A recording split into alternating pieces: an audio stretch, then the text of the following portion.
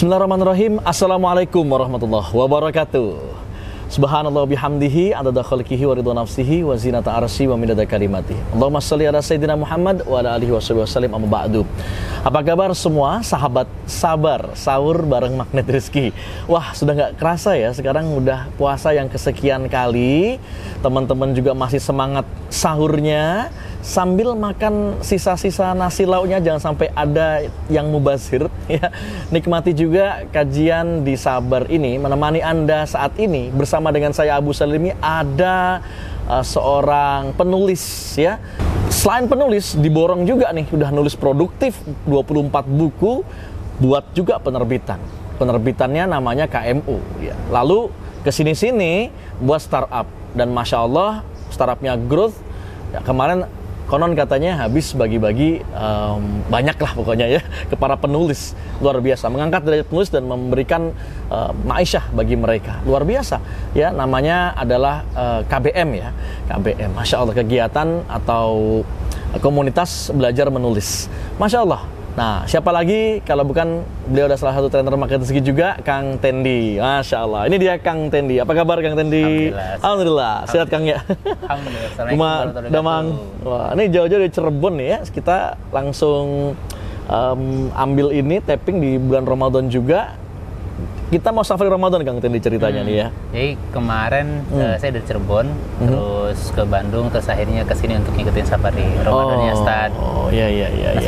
Masya Pulang Allah. ke rumah. Pulang ke rumah. Pulang ke rumah. Iya, ya karena ilmu Magnet Rezeki ilmunya Allah ya. Iya, Kita kayak balik lagi, dan komunitas kita, circle kita, insya Allah orang yang mau memperbaiki diri. Ya kita sih kalau dianggap orang baik masih jauh lah Kang ya. Tapi ingin menjadi orang baik ya, karena kita nggak pengen terkenal ya, pengennya sih dikenal sebagai orang baik, dah itu dah Masya Allah ya. Oke, teman-teman semua, apa nih kajian kita kali ini? Kajian kita di Sabar kali ini tentang buku yang ke-24 Kang Tendi.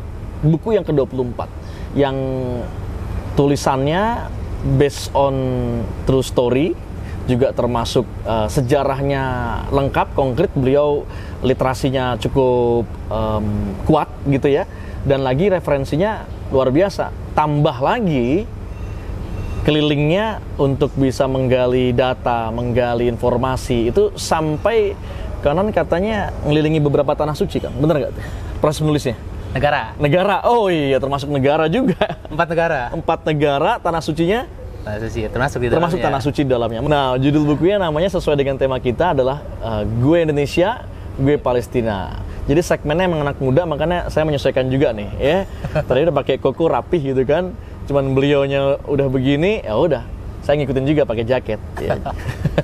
Oke, Gue Indonesia, Gue Palestina. Kang, cerita dong tentang apa sih motivasi khususnya dari Kang Tendi sendiri nih, hingga akhirnya mau nulis di buku yang ke-24 ini tentang Palestina. Boleh sharing ke teman-teman? Siap. Oke, Assalamualaikum warahmatullahi wabarakatuh teman-teman semuanya. Jadi memang buku Gue Indonesia, Gue Palestina ini saya bikin sebenarnya atas dasar kesadaran. Kesadaran. Mohon maaf, suaranya agak ditinggikan Kang. Oke. Jadi atas dasar kesadaran kita bahwa ternyata kita jarang banget nih anak muda tahu bahwa Palestina itu mempunyai kontribusi atas kemerdekaan Indonesia. Oke. Nah, itu ketika saya nulis ini, ternyata memang Palestina punya kontribusi terhadap kemerdekaan Indonesia. Okay. Kenapa? Karena waktu itu di tahun 1943 kalau nggak salah, ketika kita masih dijajah sama Jepang, salah satu kaisarnya waktu itu adalah dia bilang kayak gini, suatu saat Indonesia akan diberikan kemerdekaan. Oke. Gitu. Dan siapa yang pertama kali menyambut? Palestina. Wow. Nah, di Palestina itu mufti Palestina namanya Syekh Husseini. Dia langsung mengumumkan kemerdekaan Indonesia di Berlin, Jerman, dan dia otomatis bicara dalam bahasa Arab gitu ya. Dia yang mengatakan bahwa ini loh, Indonesia sudah merdeka, dan beliaulah yang melobi-lobi negara-negara Arab untuk mengakui kemerdekaan Indonesia. Oh, sampai ngelobi? Iya, makanya kenapa nih kalau misalnya teman-teman baca buku Gue Indonesia, Gue Palestina di zaman itu gitu, di tahun 1940 sampai ke 1945 gitu kan, bagaimana Indonesia merancang founding father kita, kayak misalkan Kiai Haji Agus Salim, terus misalkan Muhammad Hatta gitu kan, mereka pergi ke Palestina, nggak kayak sekarang pakai pesawatnya pakai paspor, visa dan segala macam. Enggak. Iya, gampang banget. Gampang banget kalau gitu ya kan. Merdeka gampang gitu. Dan dulu bagaimana cara pergi ke Palestina? Mereka caranya macam-macam lah gitu kan. Seperti itu sampai akhirnya di Palestina mereka ngobrol di sana bareng Syekh Al-Husaini bagaimana merancang kemerdekaan Indonesia secara de facto di sana. Nah, dari situ akhirnya barulah Indonesia di tahun 1945 Indonesia merdeka. Dan de factonya Palestina lah yang membantu Indonesia merdeka diakui di dunia. Itu secara de facto ya. De facto. De jure-nya kan ya otomatis dari kita gitu ya, dari bangsa Indonesia sendiri kayak gitu. Ini sejarah sebenarnya ada yang menutupi atau memang tertutup atau gimana sih Kang sebenarnya? Kan ini nggak begitu terekspos nih sehingga Kang tadi menggalinya lalu diekspos di buku ini gitu. Ya, ya mungkin bisa jadi seperti itu gitu kan. Bisa jadi karena ya bahasanya mungkin ya karena nasionalisme dibangun, apalagi misalnya sekarang kemarin tuh ramai banget tentang Piala Dunia. Oh iya, ramai banget kan. Saya posting-posting juga tuh ikutan itu kan. Kenapa? Karena kemerdekaan Palestina itu kita masih punya utang gitu.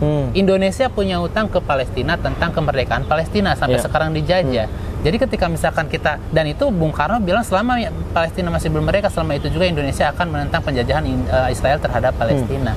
Dan di buku Gue Indonesia Gue Palestina, seluruh presiden itu mengatakan bahwa Palestina harus merdeka. Kayak gitu.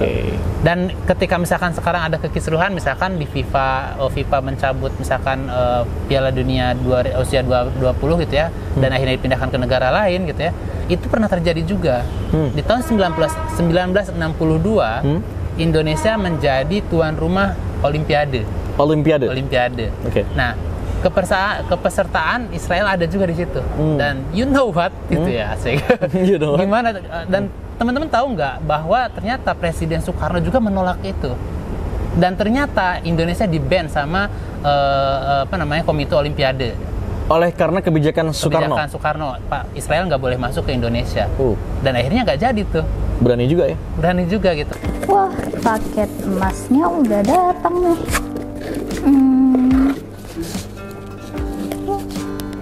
Wah, desainnya bagus-bagus ya. Dapat apa lagi nih? Amplop. Ini ada kartu ucapannya juga ternyata.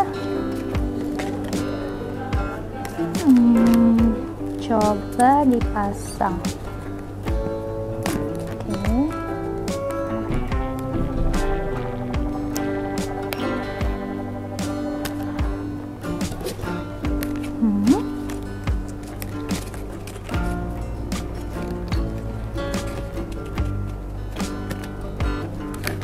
Oke.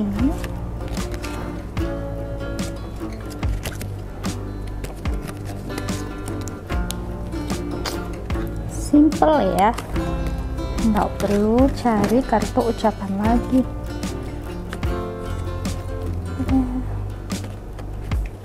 Oke. Ini enaknya buat siapa ya?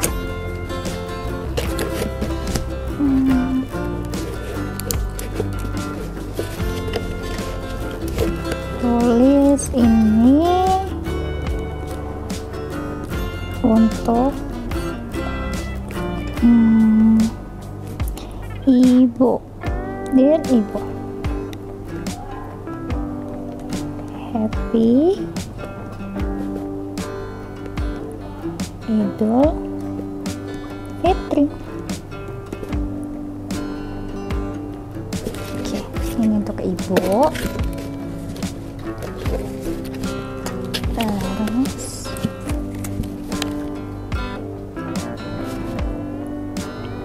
ini untuk Ayah, Happy Idul Fitri.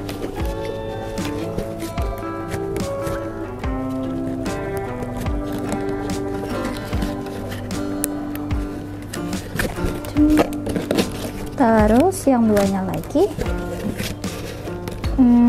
untuk adik, dear adik, Happy Idul Fitri. Satu lagi, dear adik, Happy Idul Fitri. Oke. Ternyata lebih praktis ya kalau beri THR-nya menggunakan emas. Jadi tinggal dikasih ke orang tersebut.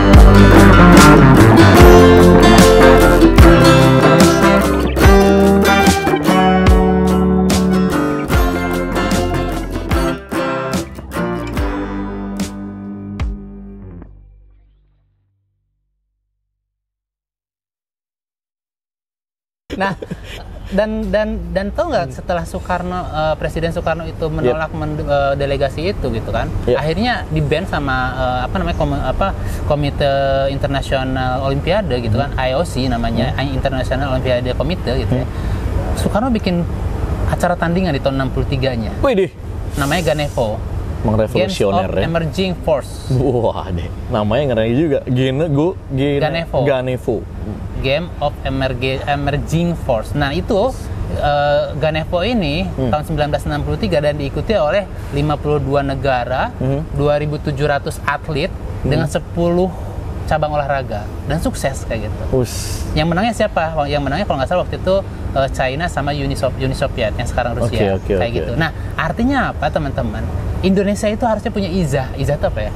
Nah nih izahnya. Nah izah harga diri kayak gitu. Ketika misalkan kita sudah komitmen di konstitusi bahwa kemerdekaan penjajahan di atas dunia harus dihapuskan karena tidak sesuai dengan pri kemanusiaan dan pri keadilan gitu ya. Maka harusnya sampai sekarang kita konsisten dengan itu gitu.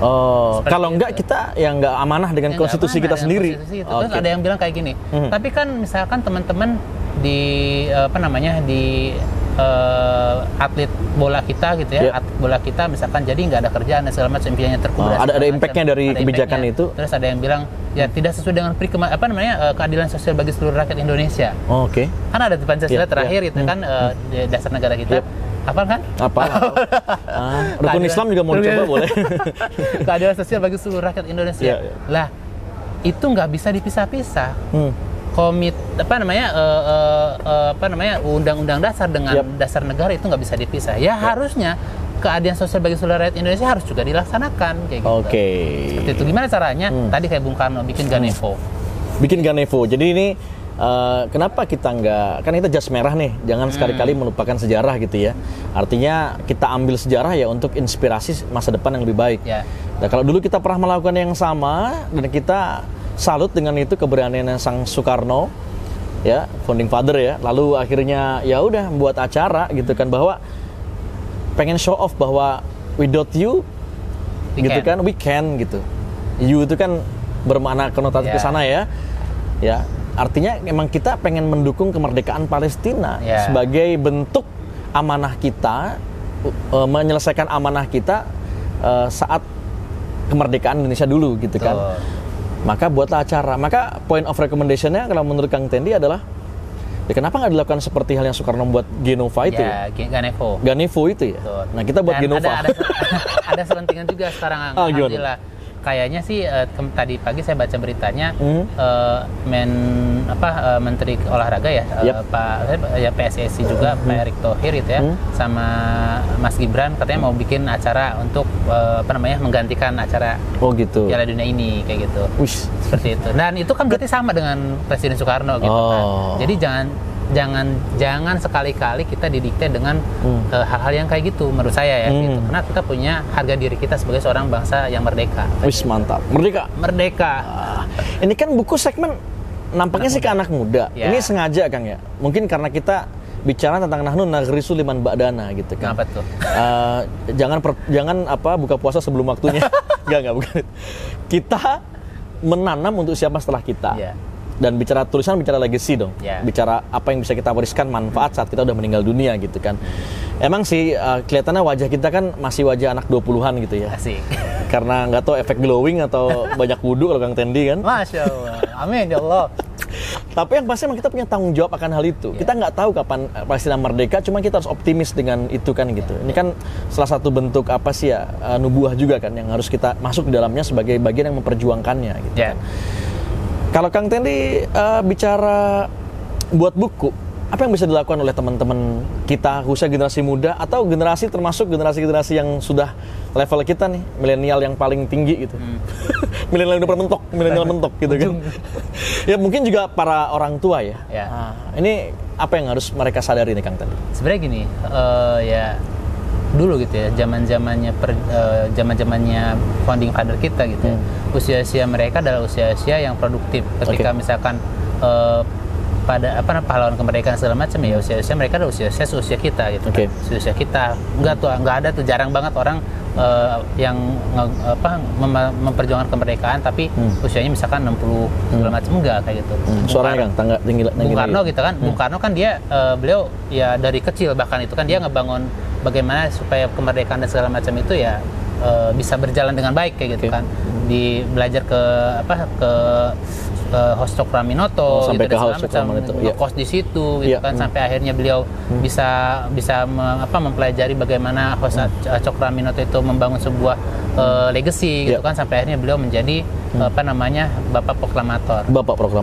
Kenapa bisa kayak gitu pertanyaannya? Karena ada alasan, ada sebuah visi gitu kan. Kenapa saya nulis buku? Kenapa antum misalkan nulis buku juga gitu kan?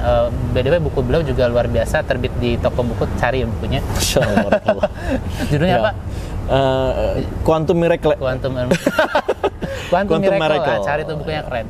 Nah, nanti sekarang beliau lagi novelnya juga lagi digarap ya. Amin. Oke. Balik lagi. Nah, kenapa kita nulis buku? Kenapa saya pribadi gitu ya nulis buku tentang Palestina, kepalestinaan gitu? Saya ingin menjadi salah satu orang yang seperti burung pipit ketika Nabi Ibrahim dibakar. Burung pipit ketika Nabi Ibrahim dibakar. Ceritakan. Nabi Ibrahim kan dibakar nih sama Raja Namrud. Namrud ngebakar itu kan, Allah memberitakan untuk apinya supaya dingin gitu kan. Tapi ada burung tuh, dia bawa air gitu kan, bawa air itu kan. Terus ada hewan lainnya bilang, ya yang namanya burung bawa air gitu kan, cuman paling segimana sih, tetes gitu kan, paling kayak gitu. Terus ada yang hewan lain bilang, burung pipit lah, anggaplah namanya pipit mungkin ya, burung pipit. Gitu. Ini disclaimer, bukan nama orang pipit, maaf ya. Nah, diledek nih cerita si burung pipit, diledek ya. Itu diledek gitu kan. Lu ngapain bawa air, nggak bakalan mati tuh air dengan api. Nggak bakalan padam tuh api dengan air yang cuma setetes itu kan. Terus si burung pipit bilang kayak, ya ini banget lah, udah sering banget kita dengar.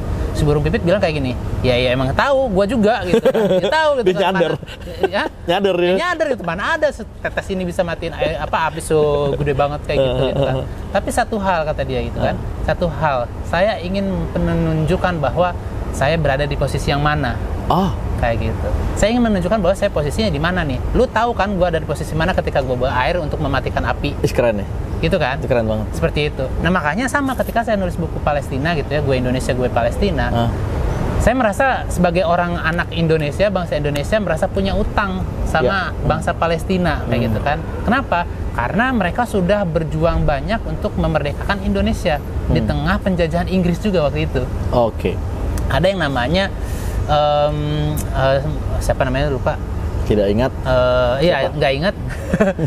Ada salah satu pengusaha besar sama bareng dengan Syekh Mufti Al-Husaini itu gitu ya. Beliau ketika Mufti Al-Husaini itu mengatakan bahwa Indonesia merdeka, semua hartanya dia hibahkan untuk kemerdekaan perjuangan Indonesia, untuk membangun Indonesia. Masya Allah. Dia punya 4 media, 4 media di Palestina, dia orang terkaya di Palestina dan dia hibahkan hartanya. Allahu Akbar. Nah, itu ada buku juga tuh, Gue Indonesia, Gue Palestina. Ya, mungkin kita nggak bisa kayak Syekh yang tadi. Kayak Pipit lah. Tapi setidaknya lakukanlah kayak si Pipit tadi gitu. Iya, betul kayak gitu. Jadi itu menentukan pilihan kita on the right side, dan itu akan dipertanggungjawabkan. Selain sebagai amanah, utang amanah tadi, itu akan dipertanggungjawabkan. Apa yang kau sudah lakukan kepada Kudus ya? Quds ya? Betul. Aqsa. Dan ini bukan tentang siapa agama apa. Bukan siapa agama apa gitu kan. Agama siapapun cukup untuk, kalau bahasa sekarang gitu ya, cukup untuk menjadi seorang manusia untuk memahami keadaan kondisi Palestina. Dan tahu teman-teman semuanya gitu ya, bahwa ketika tadi cakep tuh Bang, kita highlight dikit. Apa tuh? Cukup menjadi seorang manusia. Cukup hanya menjadi seorang manusia untuk memahami tentang Palestina, penjajahan Israel terhadap Palestina. Jelek man. Jadi lo anak muda yang masih punya kekuatan gitu kan, apalagi masih single, daripada mikirin jodoh yang nggak jelas gitu, apalagi pacaran ya, mendingan save Palestina, birruh bidam nafdika ya Aqsa. Lakukan sesuatu, nanti jodoh datang sendiri. Siapa tahu dapat jodoh orang Palestina juga kan, gitu. Kan bonus itu. Kalau ente nggak boleh. Iya. Oke, keren. Kang Tendi, tapi kan sering terjadi nih di masyarakat ya, sorry to say nih ya, apalagi anak muda kita yang lagi gemar-gemar rajin-rajinnya sedekah. Ngapain sih Kang? Kanan kiri kita ya masih ada yang kelaparan gitu. Ngapain kita sedekah jauh-jauh ke Palestina? Ya. Bener sih konsep sedekah dari yang orang yang terdekat keluarga. Ya. Nah sekarang gimana Kang kita ngeresponnya? Kalau di buku itu gimana ceritanya? Ya sama gitu kan, banyak juga yang nanya ke saya kayak gitu. Oh sama ya? Sama gitu. Ngapain lu jauh-jauh ke Palestina bawa sedekah? Waktu itu saya juga bawa donasi gitu kan sama teman-teman kasih Palestina ke pengungsian Palestina di Kilis kemarin kena dampak gitu ya. Ya. Ya itu hal-hal yang pertama kita sebagai dari sisi kemanusiaan Palestina. Yang kedua, lah siapa bilang kita nggak ngebantu Indonesia gitu maksudnya? Oke. Ya kita juga teman-teman di Kasih Palestina, kebetulan saya tadi bareng Kasih Palestina juga di Kasih Palestina ketika misalkan kemarin ada gempa di apa namanya di Cianjur, Cianjur bener. Ya di Cianjur itu kita juga ngumpulin donasi kayak gitu. Kita juga ngumpulin donasi, teman-teman di Muhsinin Club juga kita ngumpulin donasi, bahkan kita bikin rumah sementara semi permanen dan di situ jadi tempat tinggal sementara itu kan. Di situ sampai sekarang masih ada yang ngaji, belajar ngaji, sholat berjamaah di situ gitu kan. Ya kita lakukan semuanya gitu, mau di Indonesia mau di Palestina. Cuman tantangannya adalah Indonesia itu udah banyak yayasan-yayasan yang ngebangun mengumpulkan donasi untuk Indonesia dan segala macam udah banyak ya, termasuk dengan kita juga kayak gitu kan. Tapi untuk yang memikirkan Palestina itu masih jarang. Teman-teman datang ke ke departemen apa gitu ya, saya lupa gitu kan. Waktu kita teman-teman yayasan Kasih Palestina ditanya kayak gitu juga gitu. Kenapa sih ke sana? Sekarang kita buka data berapa orang yang ngurus Palestina dengan yayasan Indonesia ini? Dikit. Nggak sampai puluhan. Nggak sampai puluhan. Dibandingin filantropi di Indonesia nggak ada apa-apanya kali ya? Iya, jauh banget kayak gitu. Jauh banget ya. Tapi karena ya mungkin ini ada politiknya juga gitu, jadi dipanasin kayak gitu seperti itu. Jadi nggak ada salahnya. Ya, saya orang Indonesia ya otomatis saya juga berusaha untuk membantu saudara-saudara di Indonesia itu. Tapi jangan sampai melupakan Palestina kayak gitu loh. Kita harus tetap ingat gitu ya, ada tanggung jawab kita kepada Palestina, gitu kan prinsipnya itu. Jadi ya udah hitungan banget sama Allah gitu. Iya itu hitungan banget sama ya udah kalau nggak bisa sedekah ke Palestina, doakan, at least ikutlah di seperti Pipit yang you on the right place gitu, atau on the right choice gitu kan. Kalau seperti kayak kita milih di saat pemilu aja, semua dipertanggungjawabkan pilihan kita kan. Betul. Paling nggak kayak gitulah ya. Iya betul. Nah, Kang Tendi, kalau bicara tentang Palestina ini identik dengan kondisi sekarang yang makin kita prihatin, mengenaskan. Ya bahkan di Ramadan ini, itu boleh dong sharing ke teman-teman nih di sesi segmen-segmen akhir ini, kondisi kekinian gimana sih Palestina, lalu Masjid Aqsa gitu kan, biar teman-teman makin memuncah semangatnya gitu untuk save Aqsa, save Palestina. Ini yang terdekat aja ya, terdekat. Kemarin 2 hari yang lalu kita diputuskan untuk tidak jadi tuan rumah Piala Dunia usia 2020. FIFA juga ini ya. Udah nge-ban lah gitu kan. Tapi teman-teman tahu nggak? Kemarin juga, kemarin ya, kalau 2 hari yang lalu, kemarin ketika teman-teman tim klub Palestina lagi main bola, dilempar sama bom gas air mata ke itunya sama sama tentara Israel. Coba bayangin lu lagi main bola nih gitu ya teman-teman itu ya, lu lagi main bola terus habis itu tiba-tiba ada masuk ke lapangan, ke tribun penonton itu kan, persis kayak Kanjuruhan kayak gitu. Bagaimana tentara Israel nembakin gas air mata ke lapangan yang lagi main bola. Oh itu ya pada reaktif kan? Reaktif. Dan itu baru kemarin. Baru kemarin. Setelah kemarin rame-rame banget itu ya, rame banget tentang ada yang mencela ini gara-gara lu nih yang ngedukung Palestina mengurusin negara orang lain tapi Indonesia dikorbanin gitu. Nah sekarang kita coba lihat standar ganda dari FIFA. Bayangin Israel yang sampai sekarang dia kayak sekarang nih kejadian kemarin gitu kan, mereka ngebom pakai bom molotov gas air mata ke masjid gitu ya. Terus coba kita lihat FIFA bakalan nge-ban nggak Israel, kepesertaan Israel. Ah, Ada standar ganda di situ. Ini kalau misalkan kejadian yang paling dekat. Kalau misalkan Al-Aqsa ya sama aja gitu kan. Tarawih sekarang lagi dibatasin. Apalagi kemarin pas lagi lagi musim dingin gitu kan, kebayang musim dingin nggak ada. Kemarin pas lagi di Kilis gitu ya, mereka musim dingin suhu sekitar 4 derajat. Tapi tinggal di kotak, sebuah kotak gitu kan, yang isinya tuh 8 sampai 10 orang. ya Allah ya salam. Kayak gitu. Ya Rob. Teman-teman mungkin ya mengada-ada segala macam. Enggak ngada-ngada. Saya sendiri ke sana gitu, seperti itu. Iya. Jadi gimana Pengungsiannya bagaimana, langsung lihat kayak ya. gitu, seperti itu. Kita bagi-bagi jaket, bagi-bagi karpet gitu kan buat tidur mereka, kasur dan segala macam kayak gitu. Jadi nggak ada batasan, kita harus ngurusin Indonesia, kita juga harus ngurusin Palestina karena kemanusiaan itu gitu, seperti itu. Iya. Kondisinya ya seperti itu. Terus Gaza ini lagi masih diserang nggak sih gitu kan? Nah, Gaza sekarang alhamdulillah nggak terlalu. Kenapa? Karena ya mereka membuat benteng itu sendiri. Oh gitu. Kan mereka nggak bisa masuk ke dalam. Oh iya, dibuat benteng. Dari dalam juga nggak bisa keluar. Iya. Terus kalau misalkan itu cuma lempar-lemparan aja, kayak gitu. Dan sekalinya lempar itu kan bisa berapa miliar kayak gitu. Artinya Cost-nya. ini perjuangan tanpa akhir ya, sampai hingga akhirnya Palestina merdeka. Betul. Untuk ultimate speech-nya nih, dari Kang Tendi, padat, short, yang hujam dalam hati untuk kita semua, dari buku gue Indonesia Gue Palestina ini, silakan.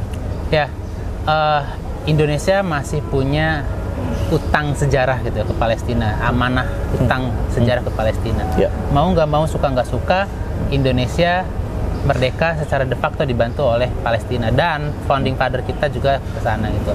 Makanya ya kita ngedukung Palestina untuk merdeka.